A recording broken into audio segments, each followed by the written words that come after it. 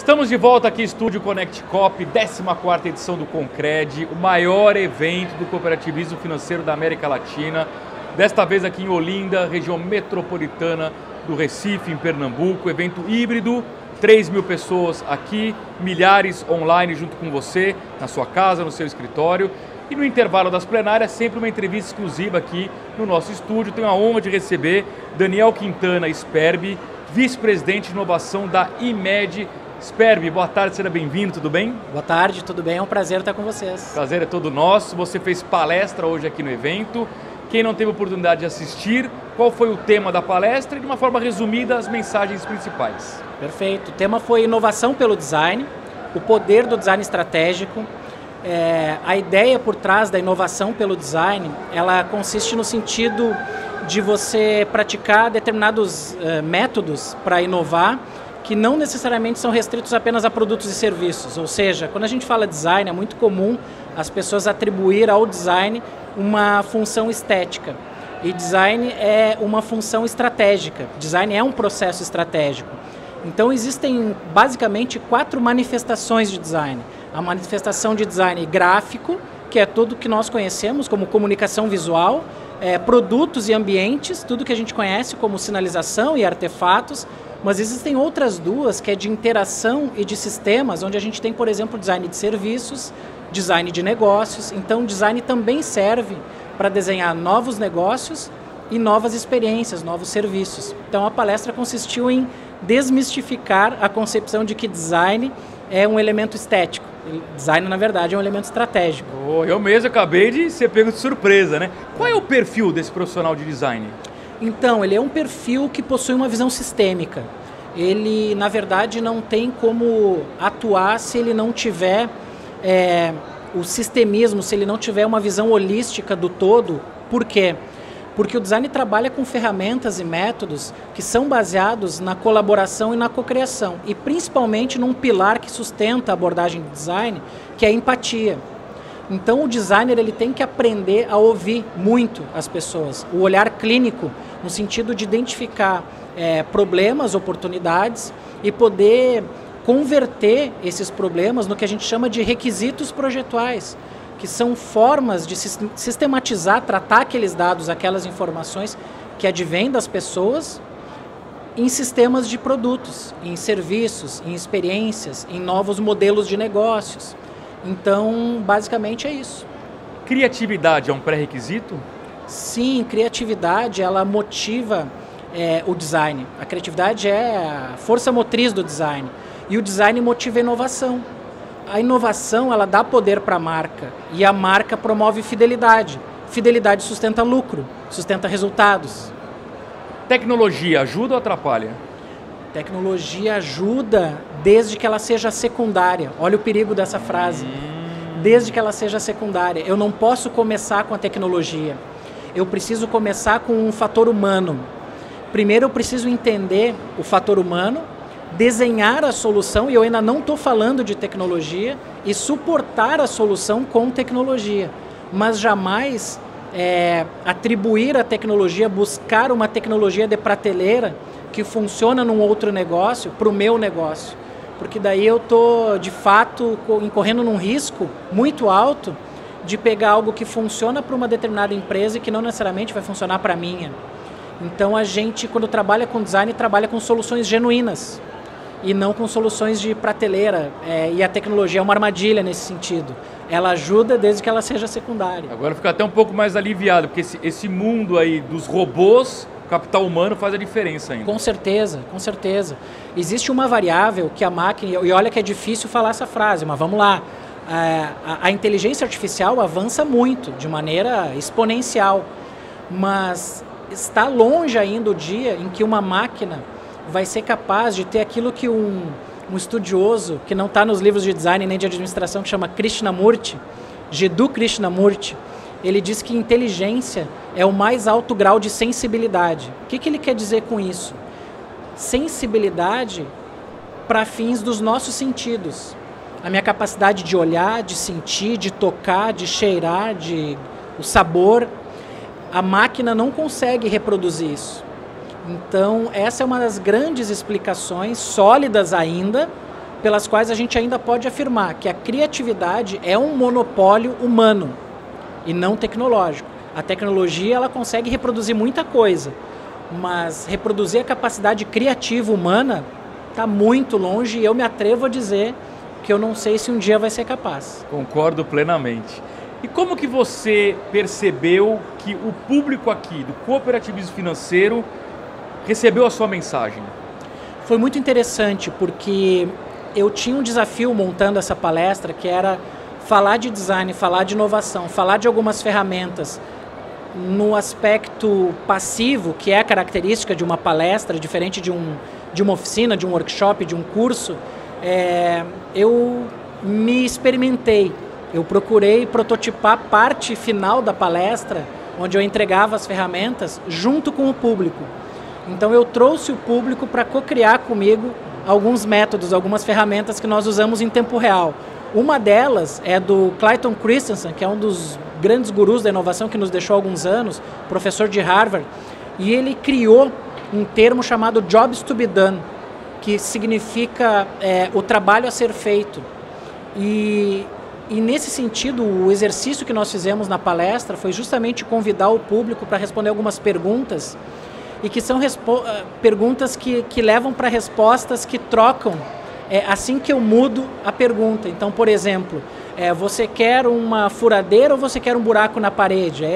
80% das pessoas dizem que querem uma furadeira. Aí eu faço uma outra pergunta. Você quer um buraco na parede ou você quer pendurar um quadro? As pessoas mudam de opinião. Agora elas querem pendurar um quadro. Eu faço uma terceira pergunta. Você quer pendurar um quadro ou você quer decorar a parede?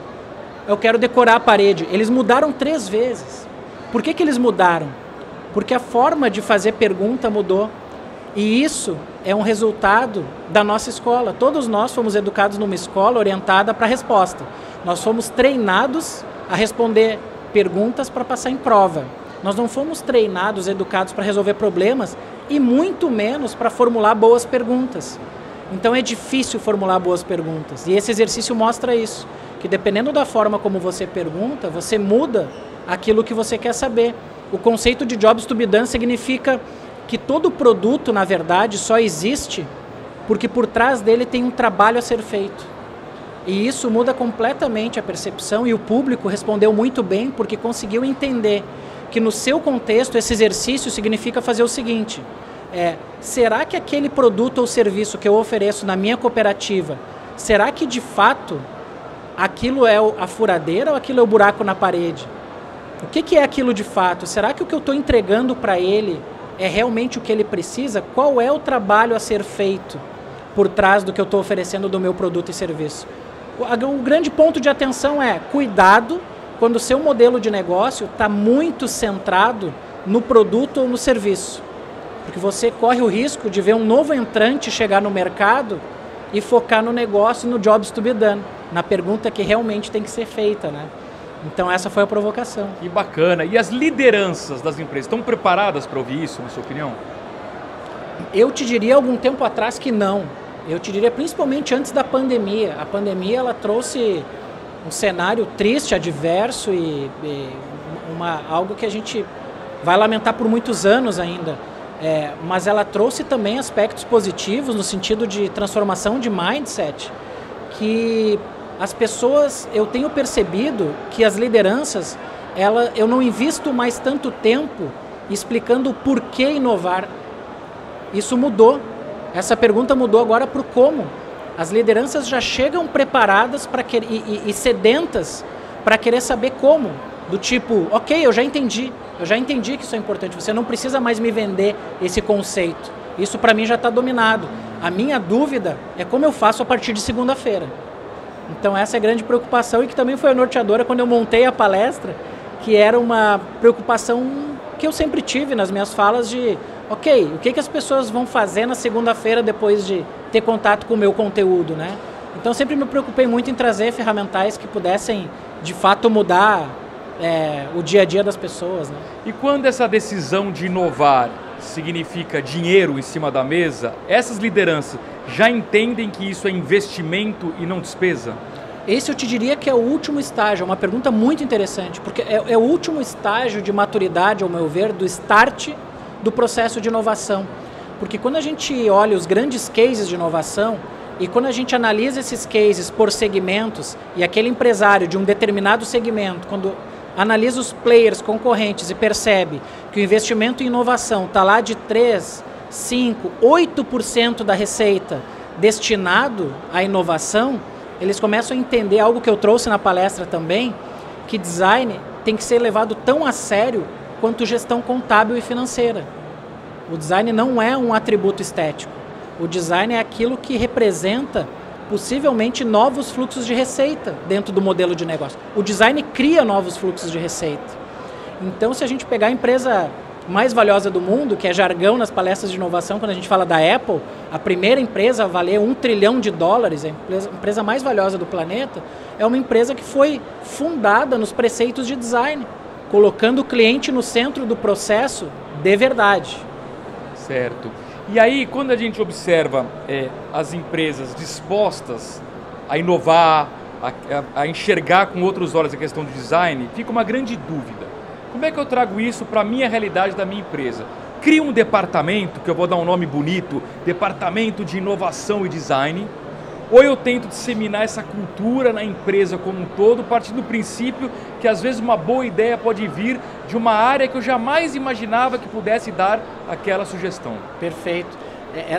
Hoje eu vou te dar uma resposta diferente da que eu te daria 5 anos atrás, né?